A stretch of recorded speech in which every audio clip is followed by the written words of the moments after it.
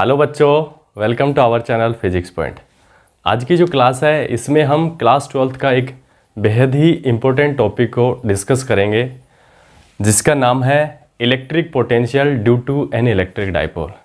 अगर फर्स्ट या second chapter में से बोर्ड में एग्ज़ाम में से क्वेश्चन पूछा जाता है, मेजर क्वेश्चन, तो इसके पूरे चांस कह सकते हैं। तो हमारा जो टॉपिक है वो है इलेक्ट्रिक पोटेंशियल ड्यू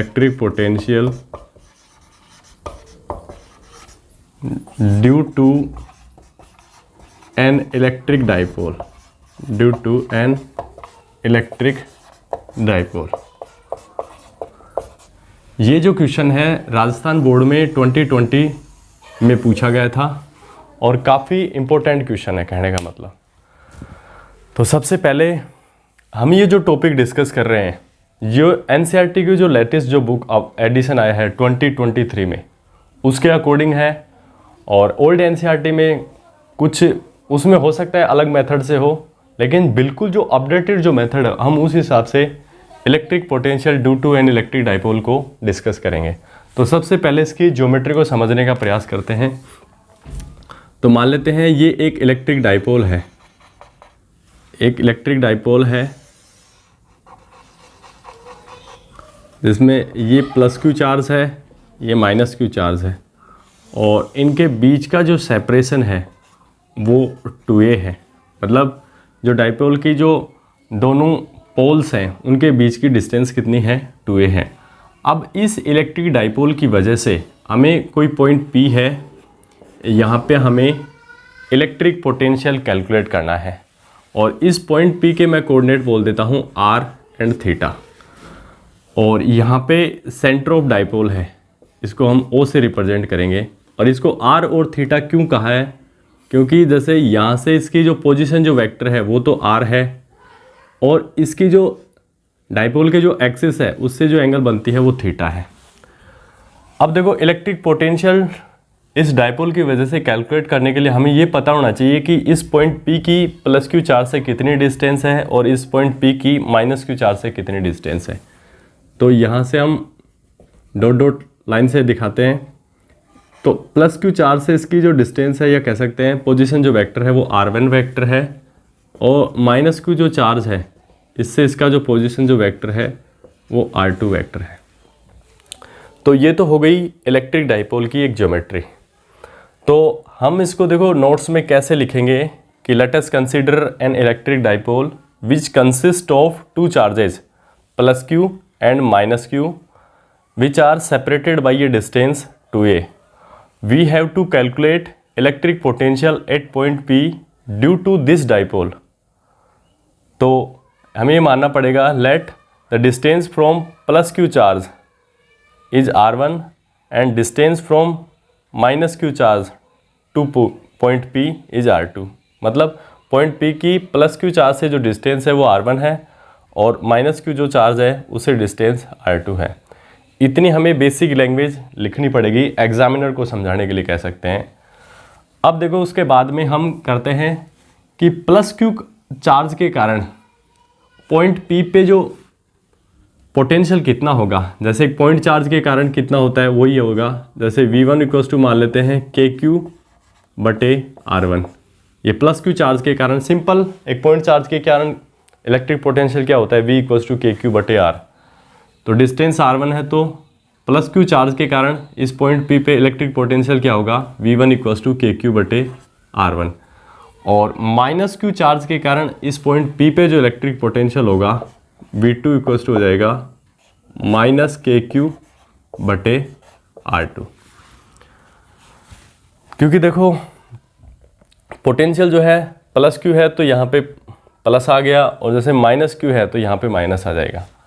अब ऐसे पूछें आपसे कोई कि इस पॉइंट P पे इस इलेक्ट्रिक डाइपोल की वजह से पोटेंशियल कितना होगा, तो दोनों को ऐड करेंगे क्योंकि इस डाइपोल में दो ही तो चार्ज हैं। तो net potential due to electric dipole net potential कितना होगा, जैसे V इक्वल्स टू हो जाएगा V1 प्लस V2। तो इसकी वैल्यू सब्स्टिट्यूट करेंगे KQ बटे R1 माइनस KQ बटे R2। अब देखो इसमें से KQ हम कॉमन ले सकते हैं, तो KQ यहाँ से हो गया 1/R1 माइनस 1/R2। इसको हम इक्वेशन 1 देंगे। अब देखो कॉन्सेप्चुअली तो आपकी डेरिवेशन यहीं पे ख़त्म हो जानी चाहिए, क्योंकि इस डाइपोल की वजह से इस पॉइंट P पे इलेक्ट्रिक पोटेंशियल की वैल्यू कितनी होगी, अलग अलग पॉइंट चार्ज की वजह से हमने कैलकुलेट कर ली। प्लस Q के कारण इतनी और माइनस Q के कारण इतनी। तो नेट इलेक्ट्रिक पोटेंशियल कितना हो जाएगा डाइपोल की वजह से, KQ बटे 1/R1 माइनस 1/R2। कॉन्सेप्चुअली तो यहीं पे ख़त्म हो जानी चाहिए थी, लेकिन यहाँ पे सबसे बड़ा जो टास्क आपके लिए वो 1/R1 और 1/R2 की वैल्यू आपको कैलकुलेट करनी है in terms of R and theta. R और थीटा की टर्म में आपको 1/R1 और 1/R2 की वैल्यू निकालनी है, क्योंकि जब आपको एग्जामिनर क्वेश्चन देगा तो हर डिटेल थोड़ी ना देगा कि वो R डिस्टेंस दे सकता है, आपको थीटा की वैल्यू दे सकते हैं। वो ऐसे नहीं कहे कि प्लस Q से R1 डिस्टेंस पे है, माइनस Q से R2 डिस्टेंस पे है, तो इतनी सारी वो डिटेल नहीं दे सकता है। तो इस इलेक्ट्रिक डाइपोल की वजह से नेट पोटेंशियल इतना आ गया। अब देखो हमें कह सकते हैं कि साम दाम दंड भेद लगा के 1/R1 और 1/R2 की वैल्यू यहाँ पे सब्स्टिट्यूट करेंगे और वही हमारा electric potential due to an electric dipole होगा। तो ये रिजल्ट काफ़ी इंपॉर्टेंट है, यहाँ पे मैं इसको रख लेता हूँ ऊपर, और अब हमें बार बार यही काम आएगा। तो मैं थोड़ा सा इसको इरेज करता हूँ। उम्मीद करता हूँ कि आप इसके नोट्स अगर बना रहे हैं तो आप इसको कॉपी कर सकते हैं। तो देखो हमारे पास जो नेट पोटेंशियल आया है वो क्या है, V = KQ 1/R1 minus 1/R2। इसको आप एक बड़े बॉक्स में बंद कर लो, इसको इक्वेशन 1 दे दो। अब देखो हमें 1/R1 और 1/R2 की वैल्यू साम दाम दंड भेद जो भी है, जैसी भी कैलकुलेशन आपकी है उस हिसाब से निकालना है। तो देखो 1/R1 की वैल्यू निकालने के लिए हमें क्या करना पड़ेगा, ट्राइंगल जो है O, जैसे इसको A पॉइंट बोल देते हैं, इसको B, तो इलेक्ट्रिक डाइपोल AB हो गया। देखो ये टोटल डिस्टेंस 2A है, तो सेंटर ऑफ डाइपोल से दूसरे चार्ज तक की डिस्टेंस A और ये डिस्टेंस भी A हो जाएगी। तो देखो R1 R2 की वैल्यू आप कैसे फाइंड आउट करोगे, इसके लिए सबसे पहले आपको एक रूल बताते हैं जिसको हम बोलते हैं कोसाइन रूल। Cosine rule. अब देखो कोसाइन रूल से हमें 1/R1 की और 1/R2 की वैल्यू निकालनी है। तो एक बार उससे पहले, उसको निकालने से पहले हमें कोसाइन रूल को समझते हैं कि कोसाइन रूल क्या कहते हैं। जैसे ये एक ट्राइंगल है, मान लो suppose this is an triangle AB और C। ये जो एंगल है इसको A बोल देते हैं। तो इसके सामने वाली जो लाइन कह सकते हैं कि साइड होगी उसको स्मॉल a, और ये जो एंगल है ये B है, तो इसके सामने वाली जो साइड होगी स्मॉल b, और ये जो एंगल है ये C है, तो इसके सामने वाली साइड हो जाएगी स्मॉल c। तो कोसाइन रूल क्या कहता है कि जैसे मेरे को कोस A की वैल्यू निकालनी है, तो कोस A की वैल्यू मैं कैसे निकालूंगा। कोस A की वैल्यू निकालने के लिए हम क्या करते हैं, कोसाइन रूल क्या कहता है कि इसके जो साइड वाली जो लाइन होती है उनके तो स्क्वायर को जोड़ना है, और सामने वाली जो लाइन है खुद का कह सकते हैं कि कोण जो एंगल A के सामने वाली जो इसकी खुद की भुजा है, खुद की साइड है, तो साइड वाली को तो ऐड करना है स्क्वायर को, और इसके स्क्वायर को सब्ट्रैक्ट करना है। तो इसको लिख सकते हैं कोस A = B² + C²। देखो साइड वाली को स्क्वायर को जोड़ना है और सामने वाली को क्या करना है, सब्ट्रैक्ट करना है, -A² अपॉन 2BC। ये कोस A की वैल्यू हमने यहाँ पे निकाली है। देखो इस ज्योमेट्री को आप समझोगे तभी आप इसमें अप्लाई कर पाओगे।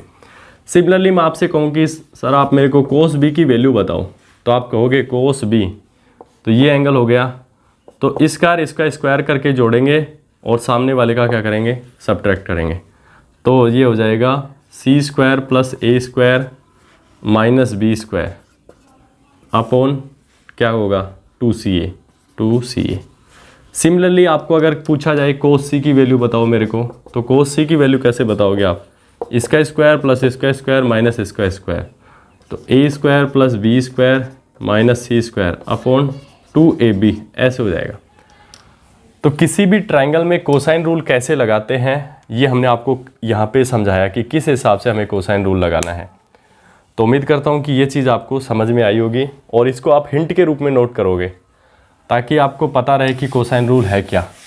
अब यहाँ पे हम ये जो ट्रायंगल है इसमें देखो हमें हमारा जो अल्टीमेट जो ड्रीम है या अल्टीमेट जो प्रोजेक्ट है वो ये है कि v इक्वल्स टू के क्यू बटे 1/r1 और 1/r2 की वैल्यू हमें कैलकुलेट करने हैं। तो देखो सबसे पहले ये जो पूरा ये जो एंगल थीटा है तो बाकी का जो एंगल हो जाएगा 180 माइनस थीटा।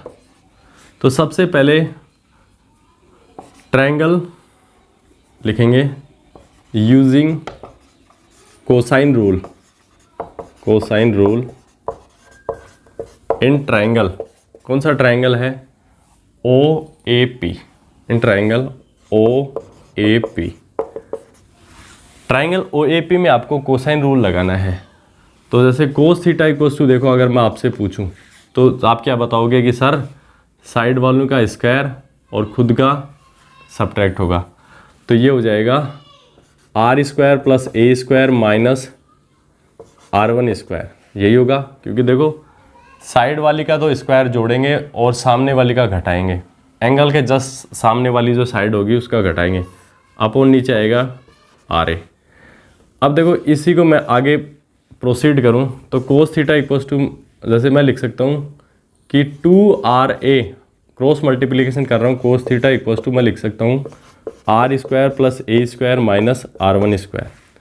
तो यहाँ से मैं r1 की वैल्यू निकाल सकता हूँ r1 स्क्वायर इक्वल्स टू देखो इसको मैं इधर लेके आऊँगा और इसको इधर लेके जाऊँगा तो r1 स्क्वायर की वैल्यू हो जाएगी r square plus a square minus 2RA cos theta.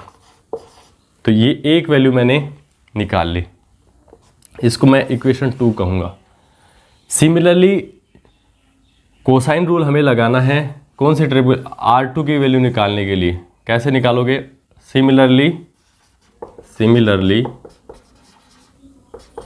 Using cosine rule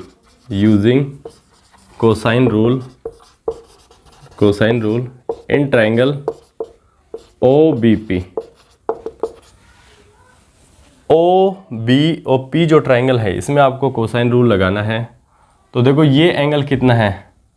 cos 180 minus theta equals to देखो जब इसमें आप कोसाइन रूल लगाओगे तो कहोगे कि सर जो साइड जो एंगल है इनका तो स्क्वायर और खुद का जो स्क्वायर सामने वाला जो है उसको हम सब्ट्रैक्ट करेंगे। तो लिखेंगे हम r square plus a square minus r2 square upon 2RA। अब देखो कोस 180 माइनस थीटा, कोस 180 माइनस जो थीटा है ये सेकंड क्वाड्रेंट में आता है और सेकंड क्वाड्रेंट में केवल साइन पॉजिटिव होता है, बाकी सब क्या होते हैं? नेगेटिव होते हैं। तो ये क्या हो जाएगा? Minus cos theta. ये क्या हो जाएगा? Minus cos theta equals to हो जाएगा देखो क्रॉस मल्टीप्लाई करें r square plus a square minus r2 square upon 2RA। अब देखो हमारे पास स्पेस की थोड़ी शॉर्टेज है तो आप इसको कॉपी कर लें ताकि हम आगे प्रोसीड कर सकें। तो देखो हमें एक तो ये इक्वेशन आ गई, एक यहाँ से एक इक्वेशन और आ जाएगी। तो देखो मैं थोड़ा सा इसको ऐसे तिरछा लिखता हूँ कि मैं देखो इसको डायरेक्ट लिख सकता हूँ, मैं r2 स्क्वायर इक्वल्स टू लिख सकता हूँ, क्रॉस मल्टीप्लाई करेंगे ना तो r2 स्क्वायर उधर जाएगा। तो एक स्टेप मैं आप डायरेक्ट कर रहा हूँ, आपको समझ में आ जाएगा, थोड़ी सी आप दिमाग लगाओगे तो r2 स्क्वायर इक्वल्स टू हो जाएगा r square plus a square. जैसे ऐसे मल्टीप्लाई किया था जैसे ये माइनस हो जाए तो ये यहाँ पे ये प्लस हो जाएगा। तो r2 स्क्वायर इक्वल्स टू क्या हो जाएगा? यहाँ से देखते हैं हम प्लस 2RA कोस थीटा। ये r2 स्क्वायर की वैल्यू हो गई, इसको इक्वेशन 3 देंगे।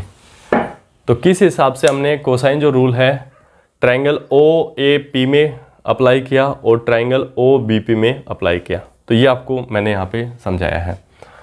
अब मैं क्या करता हूँ, हमारे पास स्पेस कम है तो इसी को मैं इरेज करके आगे प्रोसीड करता हूँ। तो अपने जो नोट्स हैं आप जहाँ पे भी आप प्रिपेयर कर रहे हैं तो इसको भी आप नोट डाउन कर सकते हैं। तो देखो हमारे पास केवल जो हमें वैल्यू चाहिए वो चाहिए R1 स्क्वायर की। देखो हमें वैल्यू चाहिए केवल R1 स्क्वायर की। R1 स्क्वायर की जो वैल्यू हमारे पास है R square plus A square minus 2RA cos theta, और दूसरी जो वैल्यू है हमें चाहिए वो चाहिए R2 स्क्वायर की। दूसरी जो वैल्यू है वो R2 स्क्वायर की है, और ये वैल्यू आपके पास ये रही। R2 स्क्वायर की जो वैल्यू है वो है R square plus A square plus 2RA cos theta, ये हो गई। तो जैसा कि हमने आपको बताया है, इसको इक्वेशन 2 है और इसको ये इक्वेशन 3 है। अब देखो ध्यान से देखते हैं। तो सबसे पहले इक्वेशन 2 को हम दोबारा से लेके चलते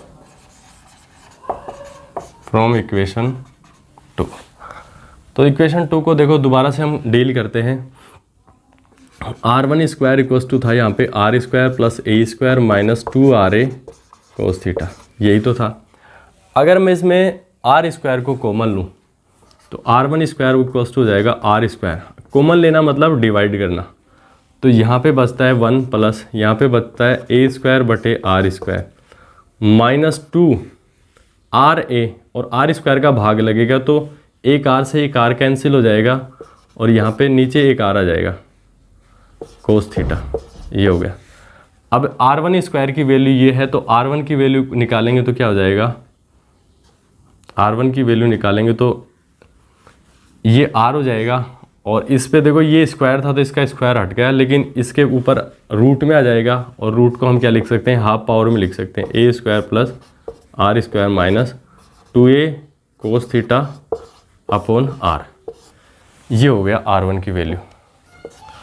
R1 की देखो इसको बटे में जैसे हाफ पावर हो गया, सॉरी यहाँ पे देखो जो डाइपोल जो होता है ना वो बहुत ही स्मॉल होता है या बहुत छोटा होता है, और उसके रेस्पेक्ट में ये जो डिस्टेंस आप जहाँ पे आप इलेक्ट्रिक पोटेंशियल कैलकुलेट कर रहे हैं, ये जो डिस्टेंस होती है बहुत ही लार्ज डिस्टेंस होती है। तो देखो तो मैं कैसे लिख सकता हूँ, चूँकि R is very very very greater than A, मतलब R की जो वैल्यू है A से बहुत लार्ज है, R से डिवाइड करो तो 1 is very very greater than A by R।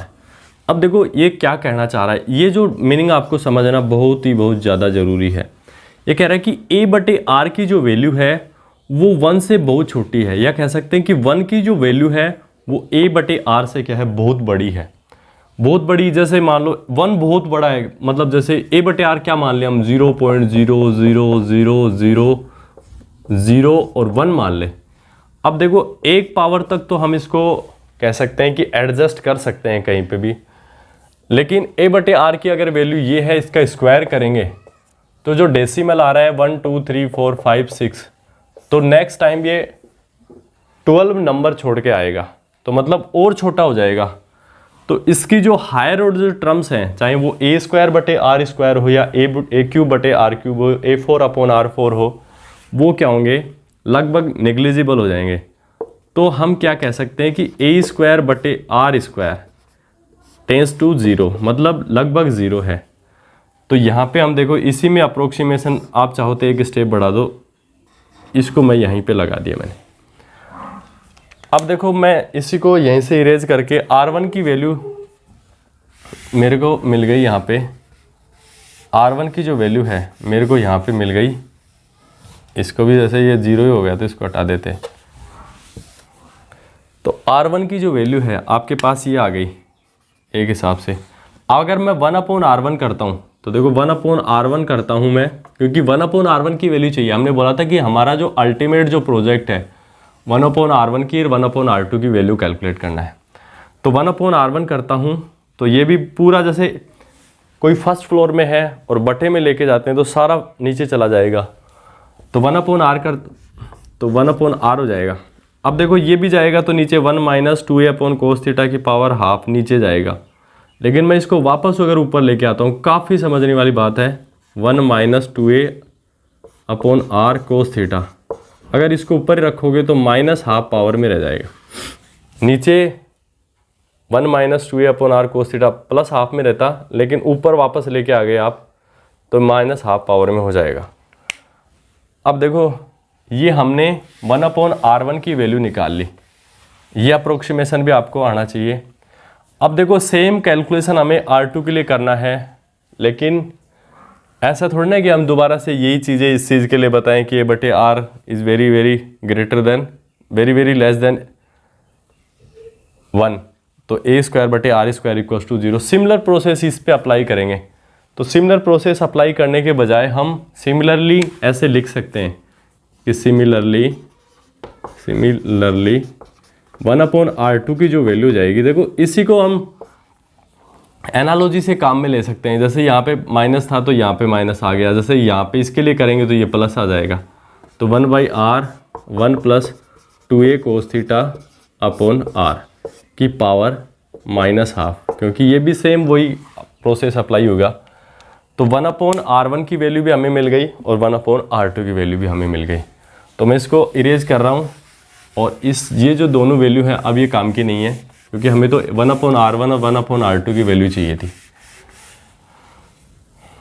तो 1 इसको दिया था, 2 थी ये थी, इसको 4 देते हैं और ये जो इक्वेशन है ये 5 हो गया। तो लिखेंगे substituting the value of equation 4 and 5 in equation 1। तो v की जो वैल्यू हो जाएगी आपके पास KQ, तो ऐसे कैसे, अब देखो 1/R1 की देखो वैल्यू है आपके पास 1/R 1 - 2a/R cos θ की पावर -½ और 1/R2 की वैल्यू क्या है -1/R 1 - 2a cos θ/R की पावर -½ तो देखो ये 1/R1 की वैल्यू हमने रख दी, 1/R2 की वैल्यू हमने यहाँ पे रख दी। तो ये सारी चीज़ें आपको अच्छे से क्लियर हुई होगी। 1/R1 और 1/R2 की वैल्यू हमने यहाँ पे रख दी है या सब्स्टिट्यूट कर दी है। अब देखो 1/R इसमें से भी कॉमन है, इसमें से भी कॉमन है, तो इसको हम आगे कॉमन ले सकते हैं। तो v = मैं लिख सकता हूँ KQ/R और यहाँ पे देखो 1 - 2a cos θ/R की पावर -½ माइनस यहाँ से 1/R हमने कॉमन ले लिया, तो यहाँ पे बचेगा 1 - 2a cos θ/R की पावर -½ ये हो गया। अब ध्यान से देखते हैं। अब देखो ये जो टर्म्स हैं इनकी वैल्यू हम कैसे फाइंड आउट कर सकते हैं। तो हमें बाइनोमियल थ्योरम आपने सुनी होंगी, उसको यहाँ पे अप्लाई करना है। तो जो बाइनोमियल जो थ्योरम है, थ्योरम जो है कुछ इस प्रकार से होती है, यूजिंग बाइनोमियल थ्योरम।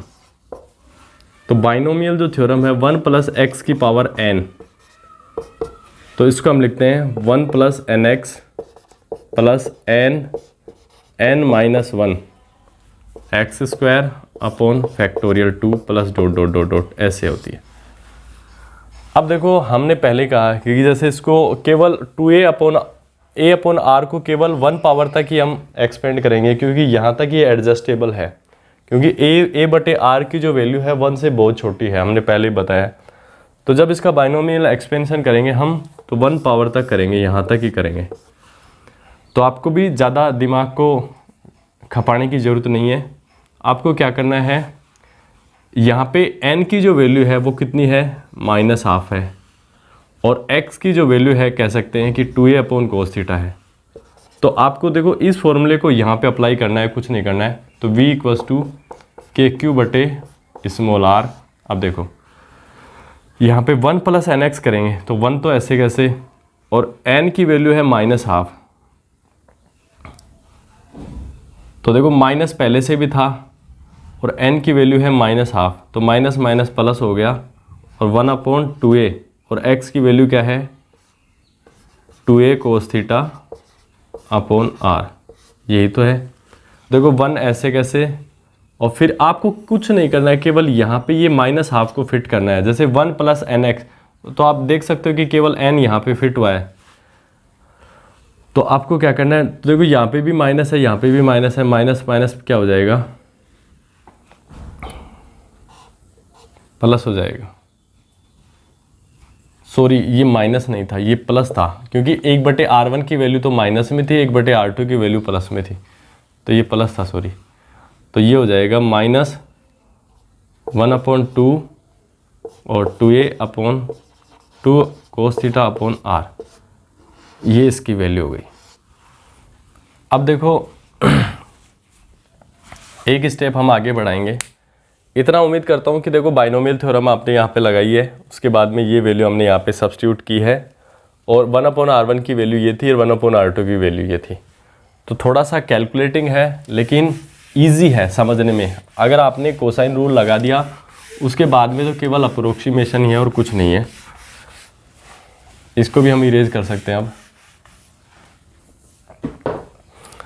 तो देखो v की जो वैल्यू आ गई आपके पास KQ/r ऐसे कैसे। अब देखो इस कोष्टक को हम जैसे इसको यहाँ पे प्रोसीड करते 1 प्लस, देखो इस 2 से 2 कैंसिल, तो a/r cos थीटा। अब देखो ये माइनस यहाँ पे माइनस और ये माइनस माइनस क्या हो जाएगा प्लस, और इस 2 से 2 ये कैंसिल, a/r cos थीटा। ध्यान से देखते हैं तो देखो 1 से 1 कैंसिल हो रहा है आपका, तो आपके पास यहाँ पे आ गया KQ/r। अब देखो a/r cos theta, a/r cos theta, तो 2a/r cos थीटा ऐसे लिख सकते हैं। अब नीचे वाले को इरेज कर सकते हैं आराम से।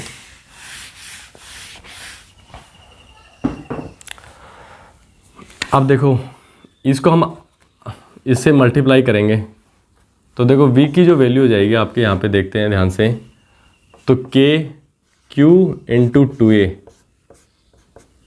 और cos थीटा बटे नीचे r² हो जाएगा। अब देखो ध्यान से देखते हैं Q × 2a, आपने डाइपोल मोमेंट पढ़ा होगा, P वेक्टर इक्वल्स टू था Q × 2a। तो ये जो टर्म है ये किसको रिप्रेजेंट कर रही है, डाइपोल मोमेंट को। तो v इक्वल्स टू K, इसको हो गया P cos theta upon r²। तो काफ़ी इजी वे में हम किसी इलेक्ट्रिक डाइपोल की वजह से किसी पॉइंट P पे हम इलेक्ट्रिक पोटेंशियल को कैसे हमने यहाँ पे फाइंड आउट कर लिया, ये आप देख सकते हैं। तो उम्मीद करता हूँ कि इतना आपको अच्छे से समझ में आया होगा। और अगर इसकी मैं वेक्टर फॉर्म लिखना चाहूँ तो जैसे ये r वेक्टर हमने लिया था, तो इसी के अलोंग जो यूनिट वेक्टर है मान लेते हैं r कैप है, तो देखो इसको मैं वेक्टर फॉर्म में कैसे लिख सकता हूँ, इसी को मैं वेक्टर फॉर्म में कैसे लिख सकता हूँ, यहाँ पे हम समझते हैं इसी को मैं वेक्टर फॉर्म में कैसे लिख सकता हूँ। तो देखो p vector dot r cap. अब देखो जो डाइपोल जो मोमेंट होता है वो कैसी क्वांटिटी, एक वेक्टर क्वांटिटी होती है, और इसकी जो डायरेक्शन होती है ना डाइपोल मोमेंट की, -q से +q चार्ज की तरफ होती है। तो ये इधर से इधर इसकी डाइपोल मोमेंट की डायरेक्शन होगी। तो p वेक्टर और r कैप के बीच का एंगल ही है थीटा, तो इसको हम ऐसे लिख सकते हैं कि mode of p mode of r cap और cos थीटा। तो देखो p वेक्टर का जो मोड होगा वो क्या होगा, p, और r कैप एक यूनिट वेक्टर है तो इसका 1 और cos थीटा।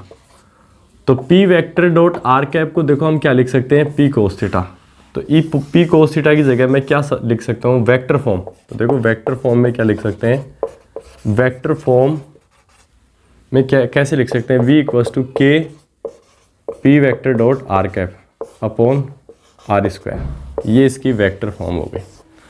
अब देखो इसके कुछ इलेक्ट्रिक पोटेंशियल जो है इसके कुछ स्पेशल केस लेके चलेंगे। तो इतना आपको उम्मीद करता हूँ समझ में आ गया और आप इसको अपने नोट्स में भी कॉपी कर लेंगे। तो ये इसकी वेक्टर फॉर्म हो गई। और अब देखो थोड़ा सा हम इसके स्पेशल केस को यहाँ पे कंसिडर करते हैं। देखो जैसे ये थीटा की वैल्यू 0 हो जाए, थीटा की वैल्यू 0 हो जाए तो हम डाइपोल के एक्सिस पे आ गए। तो एक्सियल जो लाइन है उस पे जो थीटा की जो वैल्यू होती है वो कितनी होती है, 0 डिग्री।